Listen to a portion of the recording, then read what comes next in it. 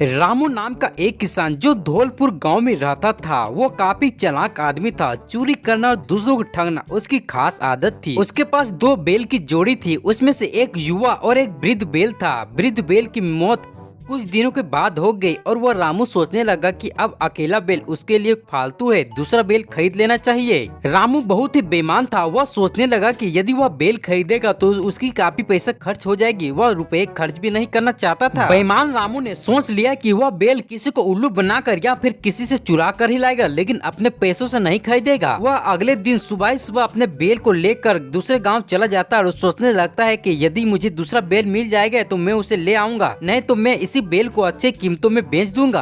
रामू को उसी गांव में रात हो जाती है और वह एक किसान के घर में जाता है, जिसके घर के बाहर एक काफी सुंदर बैल बंधी हुई होती है। वह चलते चलते भजनपुर नामक गांव में पहुंच जाता है। गांव के बाहर खेतों में हरी भरी और घनी फसल देखकर उसने सोचा कि इस गांव के लोग काफी अमीर होंगे। रामू फिर उस किसान के घर जाता है और बोलता है कि भैया, मैं और मेरा बैल काफी थक गए हैं, रात भर टिकने की जगह मिल जाएगी क्या? फिर उस व्यक्ति ने कहा, हाँ हाँ क्यों नहीं, यहाँ पर आराम से आप रह सकते हो। रामू को यह बैल काफी पसंद आ गई और रामू सोचने लगा कि यदि मैं इस बैल को चुरा लूंगा तो मेरी बैल को जोड़ी काफी अच्छी हो जाएगी।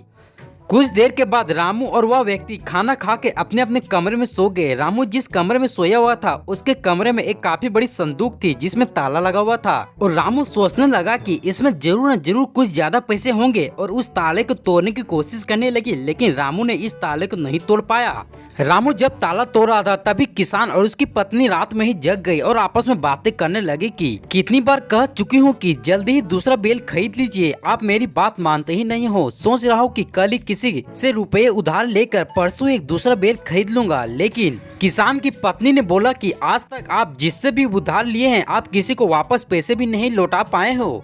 आप एक काम कीजिए, संदूक में पड़ा मेरी गहनों को बेचकर एक अच्छी और सुंदर बैल ले आइए। किसान ने बोला ठीक है, मैं कल ही जाकर तुम्हारे गहने बेचकर एक अच्छा बैल ले आता हूँ। किसान के ये सारी बातें रामू अपने कमरे पर बैठकर सुन रहा होता और मन ही मन मुस्कुरा रहा होता है कि ये दोनों तो महामूर्ख है, मुझे इनकी मूर्खता का फायदा जरूर उठाना चाहिए। सुबह रामू सोकर उठा और उस किसान से बोला कि मुझे अपनी बैल को बेचनी है, क्या आपके गाँव में कोई ऐसे व्यक्ति है जो मेरा बैल खरीदेगा? फिर उस किसान ने बोला, मैं ही आपका बैल खरीद लूंगा, लेकिन इसके बदले मैं पैसे नहीं दूंगा, मेरे पास बहुत सारे गहने हैं, मैं गहने के बदले इस बैल को खरीदूंगा। फिर उस रामू ने कहा ठीक है, आप मुझे गहने ही दे दीजिए।